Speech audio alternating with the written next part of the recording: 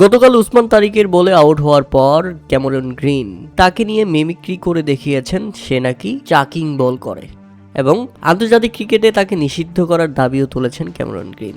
আর এরপর থেকেই উসমান তারিককে নিয়ে রীতিমতো রোশানলে ফেলে দিয়েছে ভারতীয়রা টি-20 বিশ্বকাপের আগেই উসমান তারিকের নিষেধাজ্ঞা চাচ্ছে।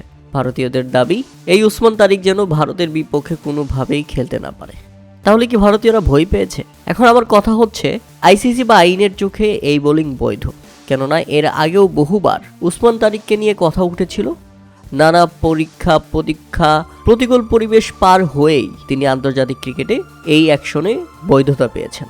শুধু যে তার বোলিং অ্যাকশনই অদ্ভুত এমনটা কিন্তু নয়। ভারতের জসপ্রীত বুমরাকেই দেখুন, যে তার অদ্ভুত অ্যাকশনের জন্য আজ তিনি পুরো বিশ্বে জনপ্রিয়, পুরো বিশ্বে নাম্বার 1 বোলার। তার অদ্ভুত অ্যাকশনের জন্য ব্যাটসম্যানরা খেলতে পারে না। মানে ভারতের অবস্থা হয়ে গেছে ঠিক এই পিকচারের মতো। উসমান তারিক যখন বোলিং করছেন তখন বলছে সি সি, আর জসপ্রীত বুমরা যখন বোলিং করছে তখন তারা বলছে ওয়াও নাইস। আচ্ছা, জসপ্রীত বুমরার কথা না হয় বাদ দিলাম, তাদের স্পিনারের কথা বলি। মনোজ তিওয়ারি কি ছিল, তিনি কেমন বোলিং করতেন, ও সেগুলো কোনো সমস্যা নয়।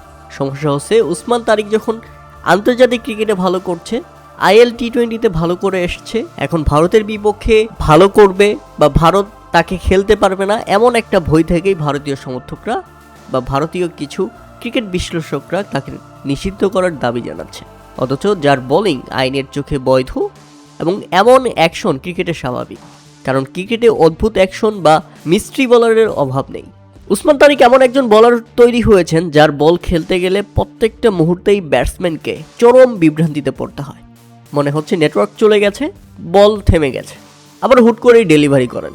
বিষয়টি সত্যি দুর্দান্ত এবং ব্যাটসম্যানদের জন্য এটা সত্যি মারাত্মক হতে যাচ্ছে।